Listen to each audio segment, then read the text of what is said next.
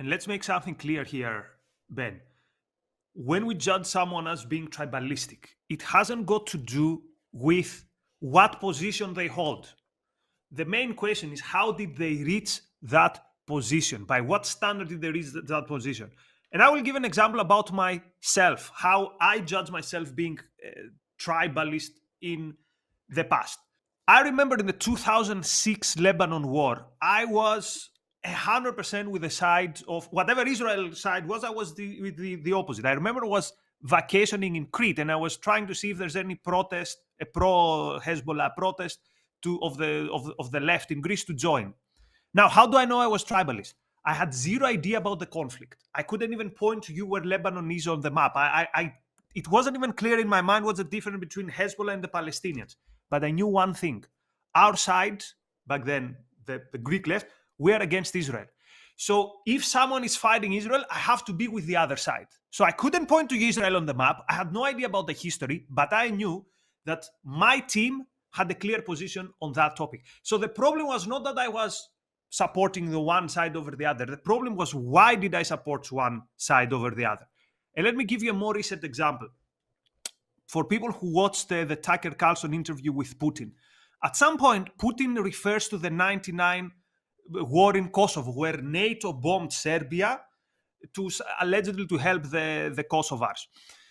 And Putin said something very interesting. When he explained why Russia helped Serbia, he said, Serbs are Orthodox, so we couldn't let our Orthodox brothers basically alone. Now, the very interesting thing here is that you could do various different criticisms to the 99 NATO intervention in Kosovo. Was it the proper way of action? Did the United States have any interest in it? Did it improve the situation? So I can understand why someone would be with the Serb or would be critical of the US intervention. But the sole argument that Putin gives is that the Serbs are our Orthodox brothers. Now, this is tribalism. So the problem is not that he criticized the NATO intervention. Actually, there might be good grounds to criticize NATO intervention in Kosovo in 1999, though this is not our topic today. The point is the standard by which he supported the one side. It was like, hey, Orthodox brothers, therefore we're with you, not many questions asked. So this is the essence of tribalism. Not which position you hold, but how did you reach that position? And something to bring out both about that point and about the Israel-Hamas example is something you briefly mentioned, but I want to really underscore it, which is that it's motivated by opposition to an enemy. So in addition to being unprincipled, there's no principle or value that's holding together the coalition, it's that there's nothing positive holding together the movement. It's much more motivated by a negative. It's motivated by hatred for an enemy. And you see that on the Israel-Hamas case, in the Israel-Hamas case, when you're talking about opposition both to Israel and to the West more generally, of which it's seen, I think, as an example.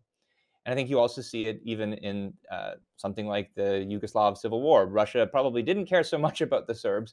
What they did care about was using it as an opportunity to in some way or another oppose the West. And you also mentioned, Nikos, the sort of national/religious affiliation. And that's certainly a dimension of the tribalism of these conflicts. And you see it even in the Israel-Hamas case.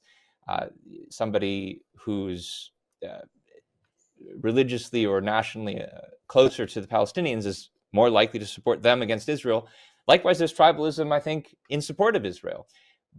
It's not simply that kind of tribalism. It's something that you see even in, let's say, the American context, when we're talking about people who have no such national or religious affiliations, but nonetheless come down on in a political camp in a tribalistic way, because their camp is motivated, say, by opposition to Israel or by, again, hatred for America. And this is then used as an issue as ammunition against their favorite enemy.